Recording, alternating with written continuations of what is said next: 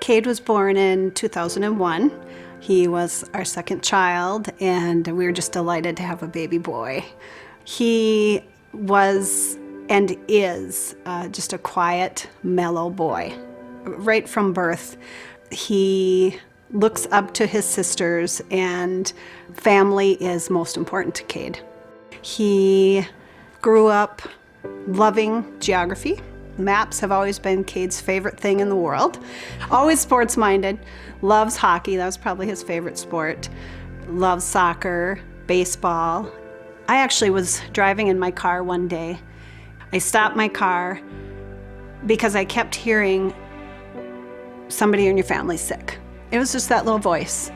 It wasn't, but a few weeks later, Cade was playing in a baseball game to go to state, and we ended up winning the game because Cade scored the winning run. And the whole team, dog piles on top of him. It was raining, it was muddy, and he was on the bottom of the pile. Yeah, it was classic, so. They gave him the ball, and we got home that evening. And Cade had taken a shower, and he came to us and he said, I have these lumps under my armpit, and they're getting so big. And I was startled immediately because they were big. The next morning we woke up, got him in to Essentia right down the road, and they were led to taking a chest x-ray and called us back with the results, and Cade had a huge mass in his chest. They tried to put him under to get a biopsy, and it compromised his breathing so much that they had to stop the surgery about, 2 minutes into it? Yeah, right away. Yeah. So at that point, they life-flighted him to the University of Minnesota Hospital in the cities. And those were the scariest times.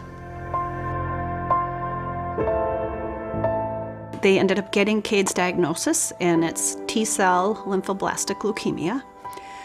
And for boys, it's a 3.5-year treatment plan. When I first saw the schedule, I thought, that's a lot of chemicals to be putting in my boy's body till 2017.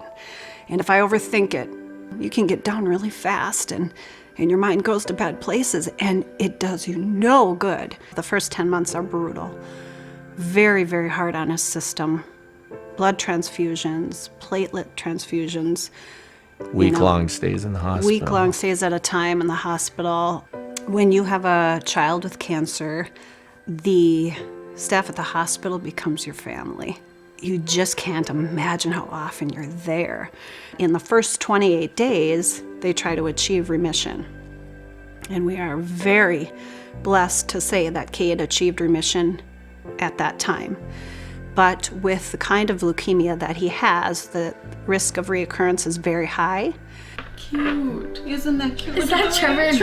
Look at him touching Cade's hair. Where we're at now, after 10 months, they call it maintenance phase. And that's for the next 2.5 years. For the most part, it's 1 day a month we'll go into the hospital. But he takes chemo at home. Every day. Every single day, still. And we have amazing family and amazing friends. People came out of the woodwork for Cade. Hey, Cade. Hi, Cade, I love you! Hi, Cade! Hi, Cade! And Hermantown blew up. They found out that the color of leukemia was orange.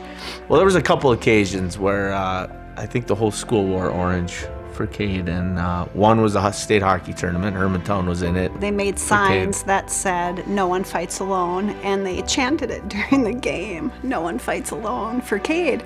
It was emotional, and Cade felt well enough to be there, so we were able to attend the hockey tournament and cheer on his cousin, and it was just so uplifting for us to know that they all cared so much.